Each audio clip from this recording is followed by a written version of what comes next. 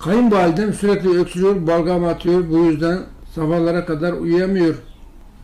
Ha. Balgam atıyor, öksürüyor. Kekik seti B, kekik. Afrika sardunyası, spirulina, oregano, zencefil. Set kullanırsa kekik seti B hızlı iyileşir. Hiç sorun değil. Astım, koah, bronşektazi gibi ağır vakaları tedavi ettik.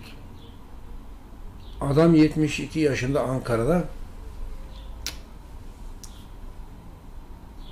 oksijen makinesine bağlı. Lavaboya gidecek kadar günde 3-4 defa 5 dakika vaktim olsa yeter. 5-10 dakika oksijen makinesine bağlamadan yaşayabileyim, hayatımı idame ettirebileyim. Çocuklarım da olsa, hanım da olsa onları altından aldırmak istemiyorum dedi. Güzel fikir.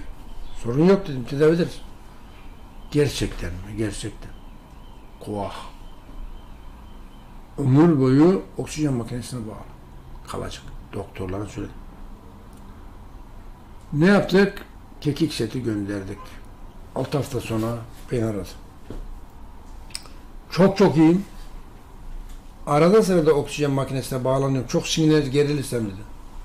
Yani öyle artık yoğun kullanmıyorum. Çok nadir. Aşırı gerilirse, stresliye girerse koa.